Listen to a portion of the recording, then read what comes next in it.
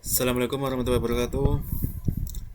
Pada video kali ini kita akan membuat tutorial tentang mengkoneksikan database MySQL dengan Java NetBeans. Oke. Dan untuk video ini kita akan ada 3 part video. Dan ini ada video part pertama yaitu koneksi database. Nah, sebelum itu perkenalkan, nama saya Ahmad Al Mustafa dengan NIM 250201039. Dan video part pertama ini kita akan membuat tutorial bagaimana caranya mengkoneksikan database MySQL ke Java NetBeans. Oke. Dan apa itu MySQL Connector? MySQL Connector adalah simpelnya itu untuk menyambungkan file dari MySQL dengan Java NetBeans.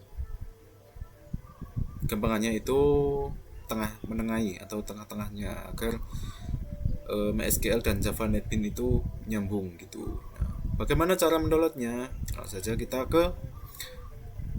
boleh ke Chrome, boleh ke apapun itu. Nah, ini kalian ketik dulu MySQL Connector. Nah, jika sudah akan muncul seperti ini, langsung ke MySQL Connector ini paling atas kalian buka.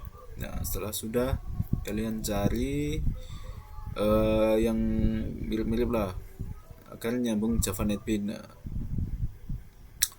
kalau sudah di-download, langsung saja kita ke Java NetBeans-nya dan langsung kita akan nyambungkan atau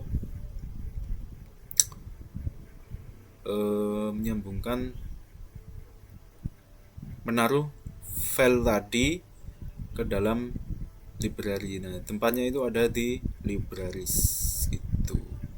Langsung kita klik kanan untuk librariesnya. Setelah itu ada di jar atau folder, kita klik. Nah, jika sudah, langsung ke folder download. Nah, berhubungan saya sudah mendownload dan ini adalah tampilan atau kalian sudah mendownload, ini adalah tadi. Nah, hasil download yang kalian download tadi. Nanti tinggal kalian open.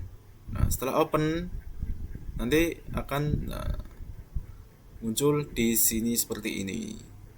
Nah, gitu. Jadi ini saya sudah open tadi. Nah, setelah itu kita lihat dulu formatnya. Nah, tadi sudah mendownload sudah, terus bagaimana cara menaruh MySQL Connector ke dalam library project kita juga sudah.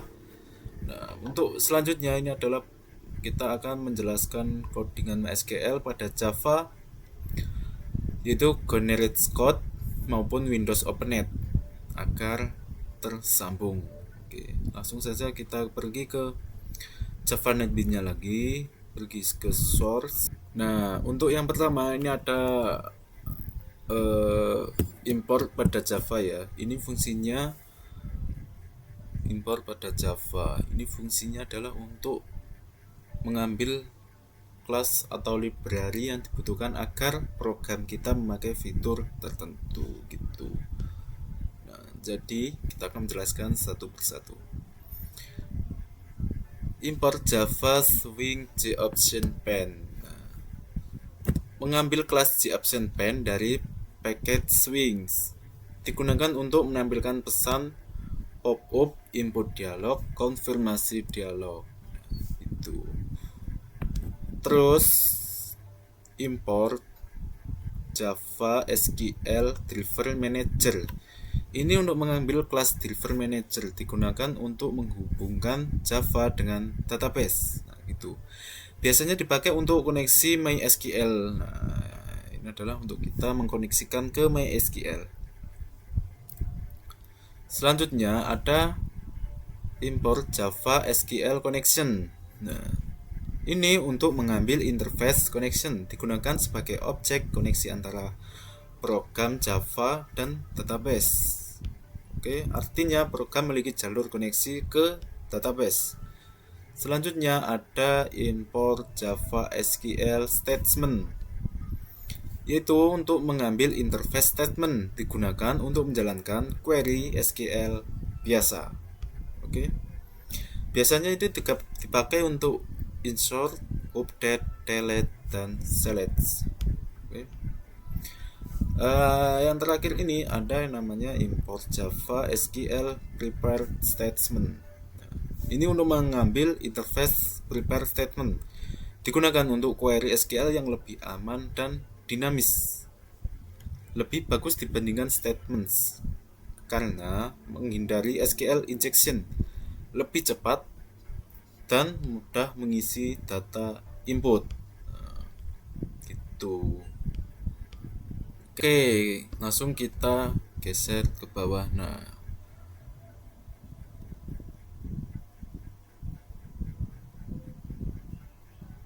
ke sini. Nah, untuk suppression warning unscatted ini digunakan untuk menghilangkan peringatan atau warning dari compiler Java. Unscatted biasanya muncul saat menggunakan collection lama atau konversi data tertentu. Jadi tidak mempengaruhi jalannya program database. Gitu. Dan untuk string koneksi, nah ini adalah koneksi berisi alamat database MySQL. JDBC MySQL ini adalah tipe koneksi JDBC MySQL di tipe doang. Nah, localhost ini adalah database berada di komputer sendiri. Nah, dan DBMHS ini adalah nama database-nya. Artinya Java akan terhubung ke database DBMHS gitu. Dan selanjutnya ada string user root. Ini adalah variabel user berisi username MySQL. Root adalah username default MySQL atau XAMPP. Terus ada string pass sama dengan tanda petik 2 dan tanda petik 2 lagi. Itu variabel pass berisi password database. Kosong atau petik 2 itu berarti database tidak memakai password. Kalau MySQL memakai password, maka harus diisi string pass petik 2, nanti tambahi tengah-tengahnya ini, tambahi 1, 2, 3, 4, 5. Nah, itu nanti akan memakai password. Berhubungan ini tidak memakai password, jadi kosong. Nah, untuk connection ini adalah membuat objek connection. Tipe datanya connection, fungsinya untuk menyimpan koneksi antara Java dan MySQL. Nah, terus ada statement. Nah, ini untuk apa? Untuk membuat objek statement digunakan untuk menjalankan query SQL. Nah, untuk selanjutnya kita akan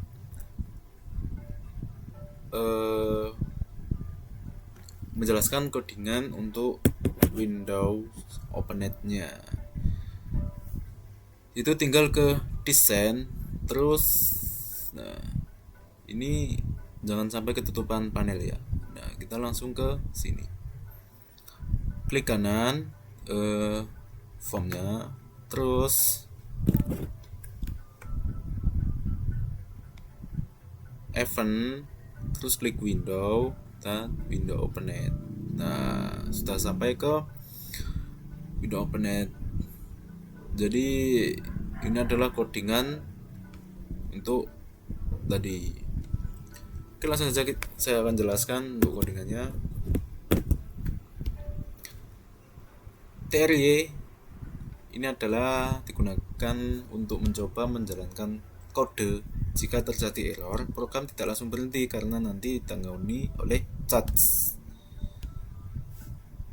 Selanjutnya ada class for name bla bla bla. Ini adalah digunakan untuk memanggil driver MySQL atau JDBC agar Java bisa mengenali dan terhubung ke MySQL. Terus bagian MySQL, JDBC dan driver adalah driver MySQL connector atau G. Kalau driver belum ada library NetBeans biasanya muncul error. Tuh. Terus koneksi bla bla bla. Ini untuk menyimpan alamat database ke variabel koneksi. JDBC MySQL tipe database MySQL localhost. Database berada di komputer sendiri. DBMHS yaitu nama databasenya. Jadi program akan terhubung ke database DBMHS itu. Selanjutnya, geser ke bawah lagi.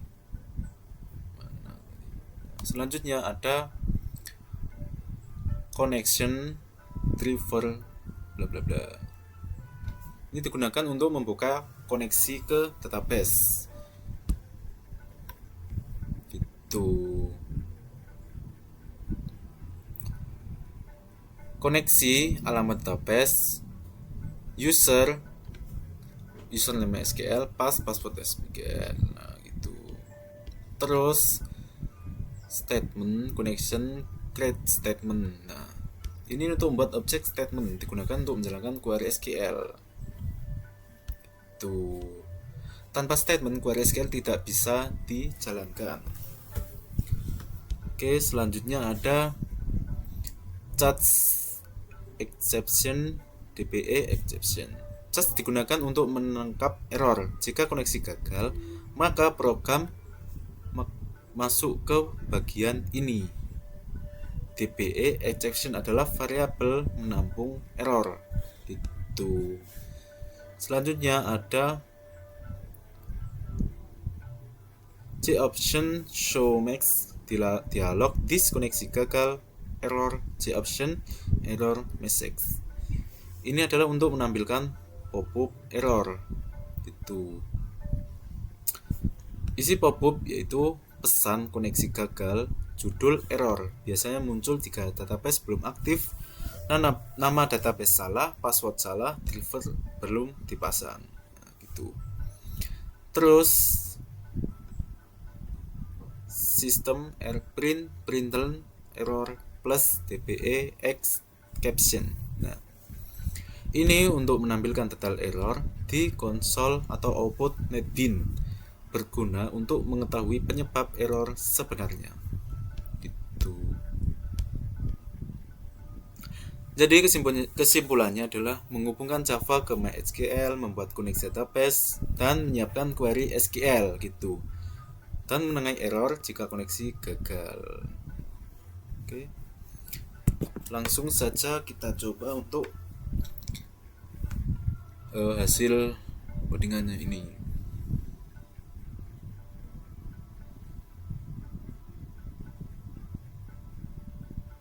Kita pergi ke from ini, terus kita run.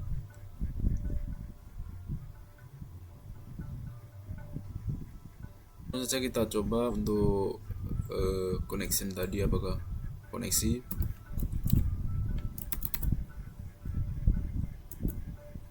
Ke-7, terus nama Jojo, alamatnya Tuban saja, tanggal lahirnya 2009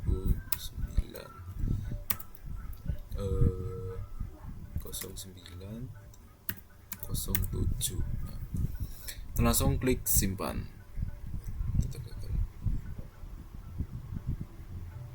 Oh, kayaknya sama, kita coba 34, terus kita simpan. Nah, data berhasil. Dan untuk tampilan UI-nya dan tombol simpan, batal, update, delete, ini nanti saja.